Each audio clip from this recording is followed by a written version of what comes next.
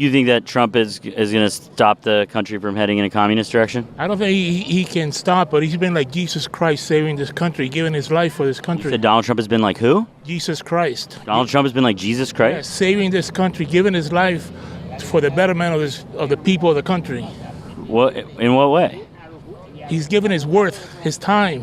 He's not on vacation like Biden. 40% of the time he's on Delaware on vacation. He played golf like so much when he was president. And look how much he did. Well, he played a lot of golf. Yes. As election season continues to ramp up, we're probably going to hear this blasphemous comparison more often than normal. The Democrats and the fake news media want to constantly talk about, oh, President Trump is a convicted felon. Well, you want to know something? The man that I worship is also a convicted felon. And he was murdered on a Roman cross. Before you take this historic vote today, 1 week before Christmas, I want you to keep this in mind. When Jesus was falsely accused of treason, Pontius Pilate gave Jesus the opportunity to face his accusers.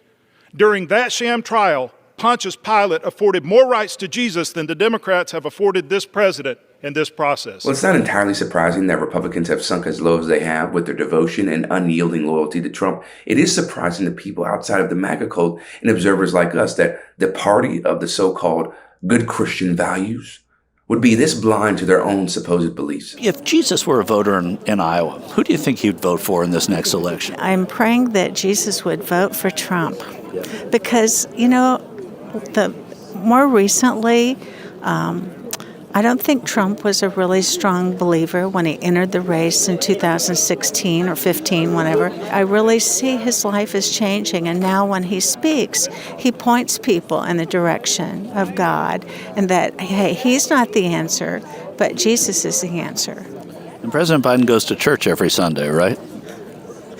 That's not what's important. It's your personal relationship with Jesus. If he's not living a life for Christ and following Christ, really following Christ's principles, then the fact that he's going to church every week means nothing. It's very clear that Christianity in this particular case is being weaponized against believers and used as a weapon to control populations because of how religious texts, stories, and more can be interpreted in a variety of ways, right? And used to achieve whatever political goal, whatever political agenda you have.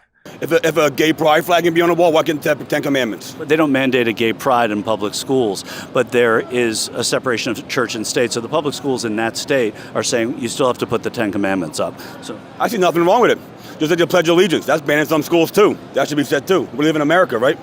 And what about if our Jewish friends and Muslim friends have kids at that school and it sort of, confuses their kids or whatever? Are you okay with that? That's the job for the teacher to adapt to it. How do you feel about that? It should be in there. Yeah. They just don't want to have Jesus in their lives. Well, what do you say to your Jewish friends whose kids are there, or your Muslim friends whose kids are there? That's fine. They don't have to follow. They can just go with it. I went to school with Muslim kids, Catholic school, Holy Child, 5200 Broad Street. Everybody got along, and you respected everybody. Respected their religion. It is astounding the stupidity that comes out of people's mouths these days. How are you going to make these false equivalencies about, well, they have the pride flag up, well, we do the Pledge of Allegiance. What is that? Yeah, that is fine, because that doesn't have to do with religion. Putting the Ten Commandments up there, which has to do with Christianity, that is unconstitutional if you look at the Constitution. Because the Founding Fathers, they believed in a separation of church and state. The pride flag, the Pledge of Allegiance, that ain't got nothing to do with church. That has nothing to do with religion. But the Ten Commandments, oh, that does. And that can certainly alienate, perhaps, people who are not Christian, people who are Jewish, people who are Muslim, and so many other types of religions. And it doesn't offer a supportive and encouraging environment for people who are not Christians. And that's just the flat out truth. Monster cans. Each line represents a 6. So you got 666. And then if you look on the monster can itself, in the O of the monster, it has a cross. and it's got represents the Antichrist. So when you drink it, you've got the cross coming down, and that's So that's wokeism, sort of in a nutshell. Yes, in a nutshell, it's accepting everything that's evil as good. That is legitimately one of the dumbest conspiracy theories I've ever heard. There are some conspiracy theories where, yes, you can understand how a person arrived at a certain point, even if you don't agree with them, but the logic isn't far off. This one, saying woke is about accepting all things that are evil, and a Monster energy drink, the branding that is meant to be eye-catching and drive sales, is linked to evil because of the lines on the drink. And that you're bringing up religion and wokeness. How? These are the people that we're dealing with. These are the people, y'all, that are voting for Donald Trump. The brain cells are not on. And if they are on, they're not functioning very well. A Monster energy drink is about evil because of the lines. And they represent the Antichrist. What are we doing here? What kind of indoctrination? I'm asking you just for specific. I like to graduate high school in Stevens Point. I mean, I have it on my phone. It's talking about gender issues and issues that shouldn't even be discussed in school. And pushing young children. If it were up to my granddaughter, she would be a dog. And they would be letting her crawl around on the floor and identify as a dog. Until 2 weeks from now, then she'd be a cat. And they're letting children transition or telling them to keep it from their parents and pushing them to get gender reaffirming care and keep it a secret from their parents. That's not school. And that's happening at school? There are cases specifically? All over the United States. And we are fighting school boards left and right.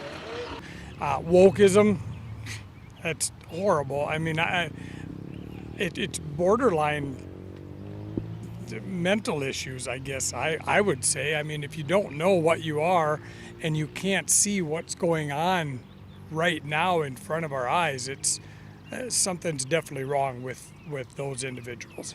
What is it about wokeism that upsets a lot of the people that would be on these panels today? Well, like you just mentioned, it's the ever-changing thing of it. I mean, you're constantly walking on eggshells, and you have no idea if what I say today is going to be acceptable in 4 years. I don't think it's okay to be ridiculing and getting upset at people for something they said 8-10 years ago. And that's kind of the whole idea of cancel culture and the wokeness that it's been right now, is we're getting people in trouble for things that happened before these things were even wrong to do. So I don't know. I don't agree with that. That's what gets people. How would you define woke?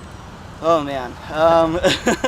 To me, woke is going out of your way to please everybody around you and to accept any ideology that they feel is comfortable for them. And so I don't think that that's how we're supposed to live our lives. I think you should let people do what they want to do, but I shouldn't be forced to have to accept those things, and we should all be able to just live how we want to live. That's what I feel woke is. The amount of ignorance in those clips, just astounding. Downright remarkable. In the worst way possible, but not in the least bit shocking. Okay? What woke actually means is being culturally and socially aware of different issues going on in our country. Being conscious, right, of racism, sexism, gender equality issues, homophobia, transphobia, all these things, right, related to the LGBTQ plus community. That's what woke means, and it was created by Black people. But unfortunately, it has been hijacked from the Black community. What a shocker, as so many things have been in our history, by people on the right to use it as a weapon against anybody who doesn't agree with a very specific and narrow set of far-right political and social views. And the other thing is the inherent bigotry associated with being anti-woke is largely due to a lack of proper knowledge and pure ignorance about issues like gender, sexuality, racism, DEI, and more. Again, the education system is failing us. That's why you see so many people spewing out all of this BS. Okay? And if that isn't the case, then it has to do with their hatred, their dislike for people who look like me, for people who love the same sex that they are, for people who are women, right? In certain cases, all of that.